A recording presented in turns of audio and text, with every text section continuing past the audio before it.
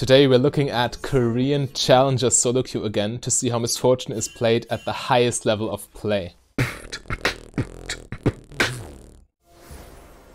So the invade is coming and there is somebody there. Thresh covering the jungle entrance by himself. Oh, okay, that's not ending well for him, is it? Yeah, first blood for Maokai. Yeah, you need to place yourselves in places where you can actually see the enemy in time before they come and kill you. Hello my fellow Misfortunates and welcome, as I've said, to Korean Challenger solo queue. Misfortune Maokai lane. It's quite interesting. Maokai support is rising in popularity. I've even covered him in in one video because I think the idea is so interesting. This Maokai, however, does not go for the poke build, I think, because we see the relic shield instead of the oh, come on. All in at level 1? I mean, against Aphelios it does make sense, because Aphelios level 1 is very weak. He doesn't have an ability on level 1 except for weapon switch, right? But yeah, now they lose the level 2 advantage and they need to burn a summoner. Yeah, I mean, after all, I think it's a fine idea to try and hard engage Aphelios early.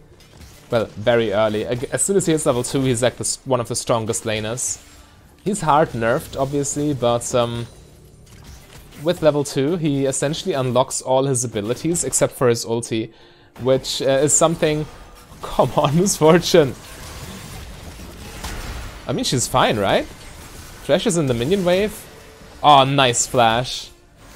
Opportunity well used. Okay, that was actually very well played. But yeah, Aphelios is super dangerous, level 2 onwards, because of how many abilities he has access to.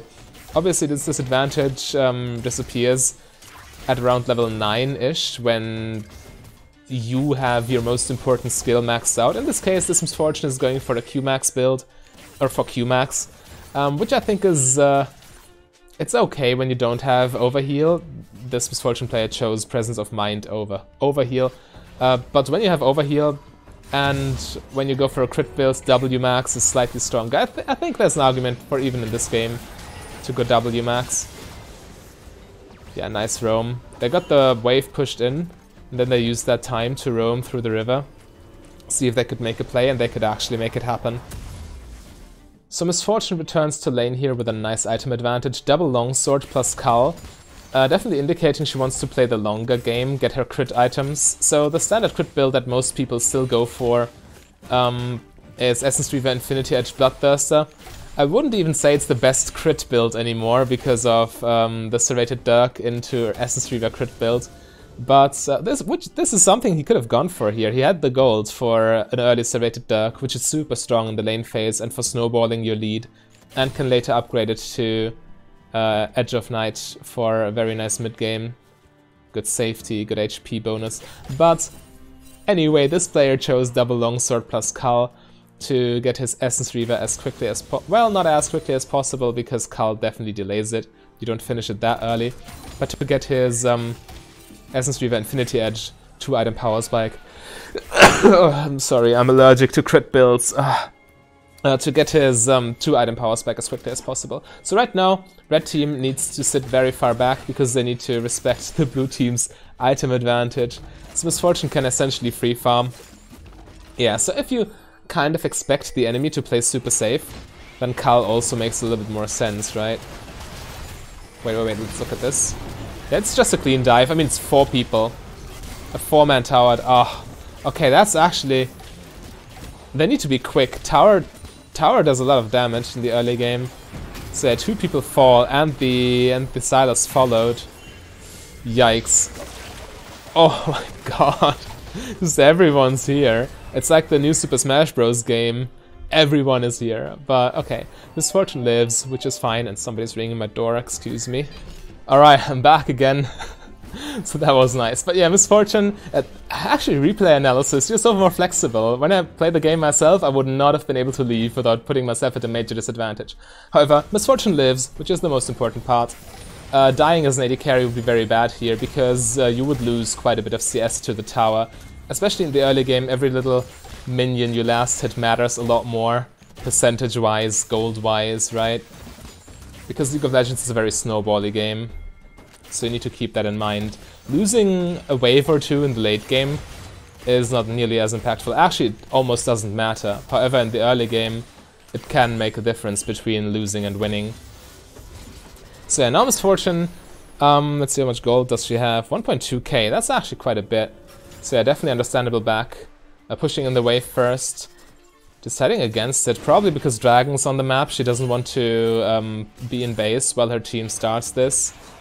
So yeah, when you have a lot of gold, you obviously want to base, because gold that you hoard in your pocket does not make you stronger. But actually gold that you spend on items does. So I guess because Kindred started Drake, that's why she cancelled her base. Or maybe she just wanted to farm an extra wave for BF Sword. That might also be the case. Now she does have it. And again, the same situation as before. She just pushes in the wave, allowing her to get to base for free without losing any minions, because Aphelios can't really pressure the tower when he needs to farm under his own. That's a fishy fight. Red team does have the advantage here. Yikes. Enemy getting strong, especially enemy mid lane, which is always scary when you play ADC. Yeah, Miss Fortune looks if she can help.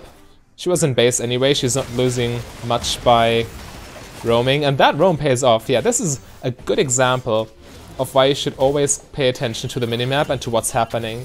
Many low elo players, actually even platinum and diamond players, would have just mindlessly based, bought items, browsed their phone, and went back to lane. But looking at the minimap, seeing this opportunity, deciding to path through the jungle to see if there's a play you can make, that's the smart way. That's what Korean challenger players do, as we see. Now Miss Fortune is mid lane, might as well take another wave before rotating to get maximum farm and advantage against the enemy. Yeah, she just pushes in the wave, and if I needed to guess, she roams after this. Staying doesn't benefit her much. Yeah, she needs to go to her lane again. Also, there's a play happening in the river, so that's just an added benefit, looking if she can help, but, well, blue team is hard outnumbered. And as Fizz is pathing bot lane again, Miss Fortune decides to take another wave mid lane. Yeah, with Maokai dead, she needs to wait until he respawns anyway. This Silas is super dangerous, as I've said. Miss Fortune needs to keep her distance. Unless she wants to go int. But yeah. Just farming on the tower here. The wave will now reset in the middle. Okay, she bases. I was about to say she either bases now or she goes bot lane right away. How much gold did she accumulate? 1.1k, yeah, that's fine-ish. That's a Warhammer plus boots, right? Oh, okay, she just goes for Berserker Greaves outright. That's also fine. Finishing boots early is typically a better power spike on other AD carries who rely on auto attacks way more. On Miss Fortune is also fine still if you got some AD behind it, and she already has bought 67 AD, so getting that attack speed in is definitely still beneficial. However, there's also an argument, or if it fits your playstyle, you can also delay upgrading boots until after you finish your second item. But yeah, the amount of gold she had was just perfect, 1.1k, that's exactly the cost of Berserker's Greaves. So just spending maximum gold here. Again, a lot of decisions also depend on your back timings. This looks risky. Yeah, they shouldn't be walking up too far. All of the enemies are missing, especially the Silas. So if they just stand here, attack the tower, they just risk getting Thresh flayed into Silas ganked. Okay, now we see Silas again, which means Miss Fortune should be rather safe, shouldn't she? Kindred also looking for something. Now they can potentially dive with Kindred ulti. Get the wave on the tower. Oh, and the Herald. Okay, this is going to be spicy. Fizz is also coming down. Yeah, that's the typical tower dive, huh? Maokai with a long... Oh, that combo! It's so beautiful. Wow, Maokai is actually such a good support with Miss Fortune. Silas should also die here. Oh, that was so well played. Maokai went a bit deep here. But, they get a lot of platings still. And they still get some kills as well. Yeah. They're still going for it. Again, with Kindred ulti, this dive is definitely... Okay, I thought this would go better. I thought Kindred would live. I was about to say this is definitely very easy to coordinate. However, Graves still managed to pick up the kill there. But Misfortune follows the most important principle of ADC players: just don't die. It doesn't matter if you get kills or not, dying is always the worst thing. Because, well, when you're dead you can't farm. And farming is the #1 priority for AD carries in the early game. Oh well, not #1 like literally, because if a fight breaks out in River and you're still farming instead of helping the fight, then that's... That flash against the Thresh hook. Spicy. Under tower. I would have probably messed that up. Oh, I hope Kindred comes back. Oh well. But yeah, as an AD carry, obviously you need to keep your farm as high as possible, so you get your item power spikes. AD carry is the role that scales with items the hardest in general. I mean, there are some exceptions. For example, Tryndam at top lane also scales super hard off of items. Or Jax, also a super good late game champion. But yeah, generally speaking, you want to maximize gold income as AD carries. And when you die, you lose out on so much gold and experience. So yeah, the fact that she, despite this this whole fiesta in the bot lane, the fact that she still stays at 0 deaths, it's very impressive. Yeah, at this stage of the game, it's still fine for Kindred to take red buff. This Misfortune is super fed, so red buff would be a good tool for her to snowball even harder. But I mean, the jungler still needs experience and farm, and again, in the early game, farm matters a lot more. So stealing the camp from your jungler early is going to set them back quite a bit, right? It's at that point of the game, it's still 13 minutes. At that point, it's not only about the buff, but it's also about the experience and the gold. Just think about the extreme case. Stealing your jungler's blue buff, let's say, at level 1. They won't get level 2, they won't be able to clear the jungle nearly as efficiently. Again, beautiful crowd control combo. Yeah, this Maokai plus Misfortune combination, it's so spicy, oh my god. Wow, the crowd control machine. Yeah, Garden, a Korean challenger player himself, described Maokai support as a better version of Zyra's support. I'm not sure if he only means the Emax poke version with this, or just Maokai in general. But yeah, we saw it right here. It's just so much CC, and Misfortune loves it. You're typically the big 4 supports that you want to have when playing Misfortune are Morgana, Rakan, Nautilus and Leona. Rakan probably being the strongest of the 4. But now seeing Maokai in action with Misfortune, maybe I need to add him to the list as the 5th good synergy support for MF. Yeah, that's just disgusting. And you see Misfortune, because she maximized farm and obviously because of her kill participation, she gets super early 2-item power spike, and as soon as a crit build goes to Infinity Edge, you're just taking off. Infinity Edge is such a big spike for any crit itemization, right? Because of the nature of its passive. The passive gets more gold efficient the more crit you have. And it's gold efficient even if you only have Infinity Edge. So even Infinity Edge by itself would be a power spike, and with another crit item it's an even bigger power spike. Just think about it like that. Yeah, blue team holding mid lane here. Bot tower falls, but there's not much they can do at this point. I mean, they get return pressure top lane. That's also some... It's also a strategy of indirectly defending an objective. If they pressure... if they get a lot of pressure in one lane, you can exert pressure yourself in another lane, and then you trade objectives. So you essentially don't lose them, but you trade them. Paying attention to one lane and not paying attention to another lane. It's just a trade-off. So yeah, losing a tower is not always bad if you can get something very valuable in return. For example, an enemy tower, right? But yeah, mid lane tower, the most important one, you shouldn't trade away that one. Because whenever you lose mid lane tower, the jungle gets so difficult to control. Towers are also sources of vision, and mid lane tower is in a very central position. I mean, for all the chess players out there, you probably know the concept of controlling the middle of the board, the middle 4 squares, in the early to mid game. It's the same in League, essentially. If you think of the minimap in League as a chessboard, what are the 4 central squares? The mid lane and the immediately surrounding jungle area. And whenever you lose mid tower, the enemy can invade your jungle so easily without you noticing them. Because you don't have vision anymore, you don't have control anymore. What are they up to here? Are they trying to dive this, really?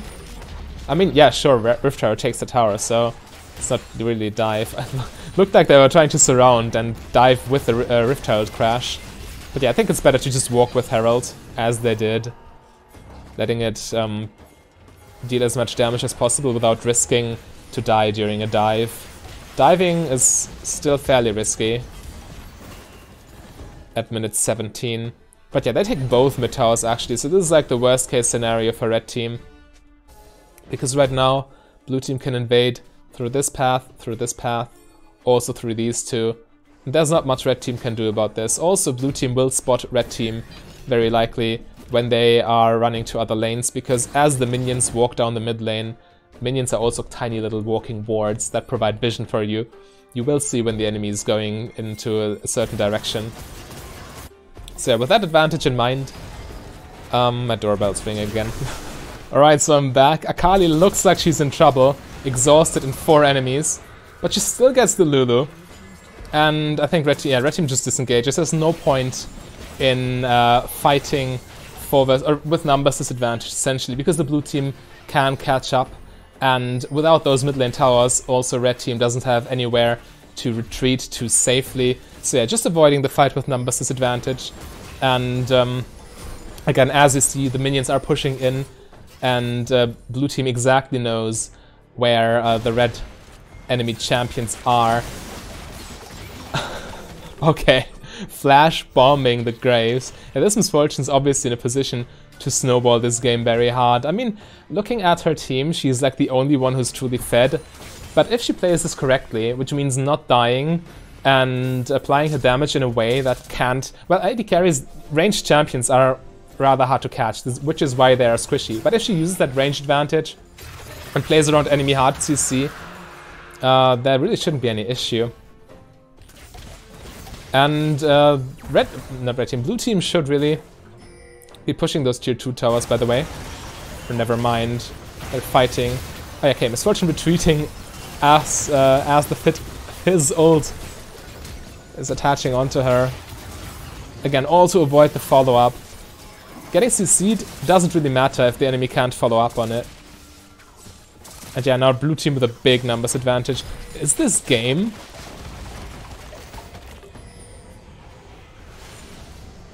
Okay, those two safe. Yeah, they can't finish. Had they clean aced them? I mean, even then, they don't have the minion wave. But yeah, because of circumstances, they can damage this tower a little bit. Generally speaking, though, you want to take the objectives that are free. And the easier an objective is to take, obviously the better for you. Again, take the free stuff, win the game. Those tier 2 towers are so hard to protect, especially when blue team knows exactly where the enemy are heading after pushing in mid lane. So they can set up dives or just sieges very effectively. And as Baron is spawning right now, blue team should definitely be looking to, with at least 4 people, pressure top lane and make it difficult for the enemy to notice when they are actually starting Baron. Akali can split push bot lane. She does she have teleport? Not sure about it. But I mean, if you have a teleport top laner, that's a bad engage for red team, it looks. Yeah, engaging onto the tank when he has backup. I mean, at this point, it's just a desperate attempt from coming from the red team. Look at these control wards. But yeah, if you engage, you need to engage on a target that you can actually kill. And from a red team perspective, that was way too risky. They can't kill Maokai quickly, and they need to...